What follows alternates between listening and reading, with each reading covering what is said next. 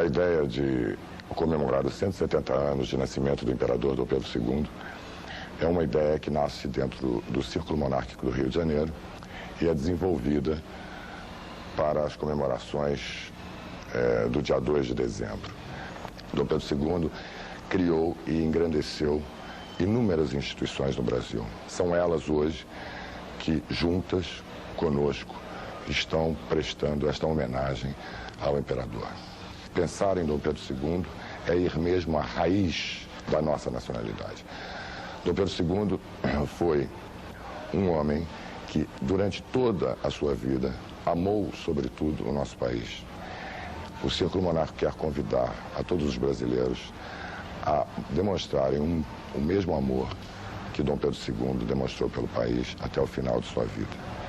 Não posso deixar também de agradecer de maneira especial à Casa Imperial do Brasil, que desde o primeiro momento nos deu todo o apoio e nos incentivou a desenvolvermos nosso trabalho. Agradeço também a todos os membros do Círculo que deram seu tempo e sua inteligência para fazer essa exposição que agora se dá como um conjunto de exposições simultâneas das diversas instituições.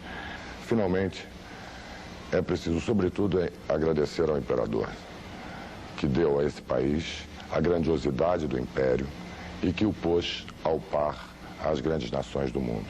E é por isto, por homens como ele, que eu me orgulho de ser brasileiro.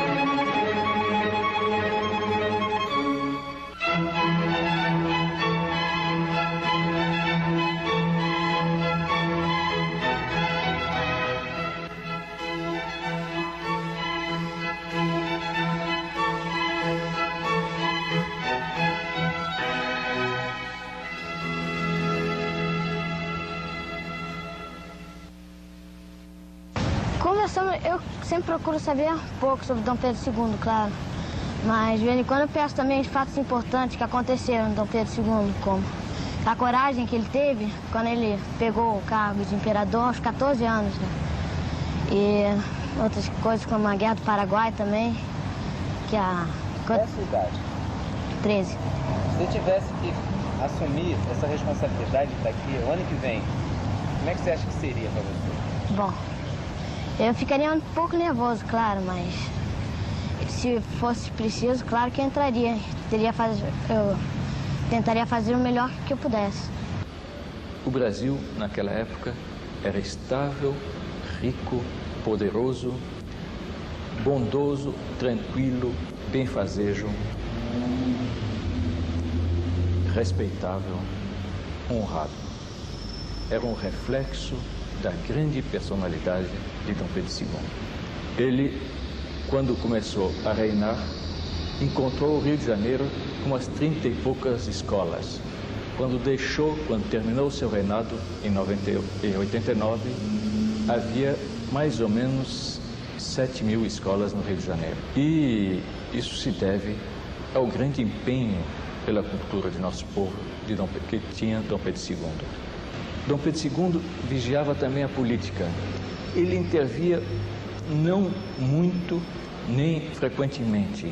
A sua função era mais de fiscal da moralidade pública, fiscal da moralidade de nossos homens de governo, fiscal da moralidade de nossos governos. Ele viajava por todo o Brasil, anotava tudo o que via nos tais conhecidos caderninhos negros, com o chamado lápis fatídico, e quando alguém lhe era apresentado para algum cargo, seja político, seja na administração, seja no ensino, seja na jurisprudência, ele sabia exatamente com quem estava lidando e sabia se podia apoiá-lo ou se devia evitar que essa pessoa, por indigna, chegasse ao cargo que pleiteava. Nossa vida pública, com isso, tomou um esplendor, uma grandeza, uma beleza, como ela nunca teve, nem antes, nem depois de Dom Pedro II. Dom Pedro II foi, e ainda é hoje, por assim dizer, o grande avô de todos os brasileiros. Então, por que foi proclamada a República? Eu direi, foi um complô de uma pequena minoria. Um golpe de surpresa que não teve apoio na população, a tal ponto que o governo provisório nunca ousou cumprir, logo que foi proclamada a República, a promessa que tinha feito de fazer um plebiscito para ver se o povo apoiava. Dom Pedro II, no exílio, continuou em contato com os homens públicos brasileiros, com seus amigos aqui, continuou interessado por tudo quanto acontecia na pátria e morreu com a cabeça reclinada sobre uma almofada em que tinha a terra do Brasil. Essa é a vida desse menino que nasceu aqui em 1825, cresceu aqui meio órfão, pois Dom Pedro I e sua mãe adotiva, Dona Amélia, tiveram que voltar para Portugal, mas ao mesmo tempo meio filho de toda a nação, pois todos os brasileiros o adoptaram na sua minoridade. Nosso país é hoje o que ele é, nas suas fronteiras, na sua unidade política, na sua unidade cultural, na sua unidade moral, em grande parte graças a Dom Pedro II. Ele permanece como modelo, ele permanece como um ideal que todos os brasileiros têm, consciente ou subconscientemente, na sua alma.